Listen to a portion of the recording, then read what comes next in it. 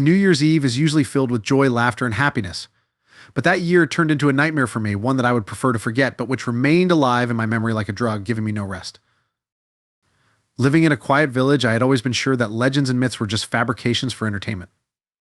But that evening changed my beliefs.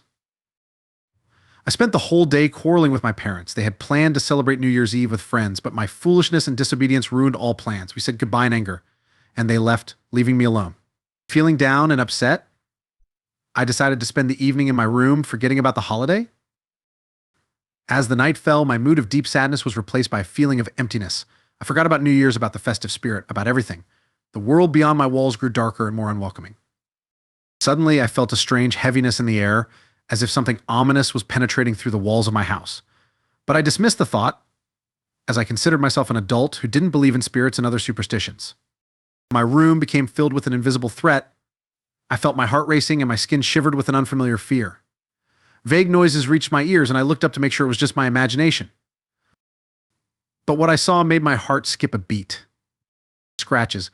Long, deep scratches left on the door of my room. My first thought was that it was a prank by my parents, but fear froze my veins when I realized that I was alone in the house, and something ominous was nearby. My mind started playing tricks on me. Vile thoughts invaded my head like paralyzing poison. I tried to find a logical explanation, but panic had already taken hold of my brain. Then, as if in response to my fears, I heard a rustle behind the door. My heart stopped. My mind refused to accept reality. I closed my eyes, hoping it was just a nightmare, but when I opened them again, fear engulfed me with renewed force. Before me stood a silhouette, ghostly and menacing. My hands trembled, my voice stuck in my throat.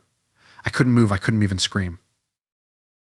"You are not prepared for the celebration," the silhouette whispered, its voice sounding like a million voices intertwined into one. "You have no right to ignore me, the spirit of the new year." The words stuck in my head like nails in a tree. I was trapped in this nightmarish reality where time lost its meaning and fear became the only truth. The silhouette approached me, its eyes empty, devoid of human warmth. I felt its presence engulfing me like a black hole ready to devour my soul. Darkness consumed me. I was just a small island in an ocean of fear. I closed my eyes and tried to chase away this nightmare, praying for the morning to come faster. When I opened my eyes again, everything was as if nothing had happened. But I knew it was not just a dream, it was something darker and more horrible than I could imagine. The scratches on the door remained as a silent witness to what had happened, a reminder that something inexplicable, something sinister, visited me that night. I tried to reason with myself, to convince myself that it was just a dream and I simply brought this nightmare into reality, but something inside me whispered that it was real, that the spirit of the new year truly exists, that it comes in those moments when you are most vulnerable and unprepared. Since then, I have tried not to remember that night, tried not to think about what could have happened if I hadn't woken up in time. But the scratches on the door always remind me that the world we live in is full of mysteries and enigmas that we cannot always understand or explain.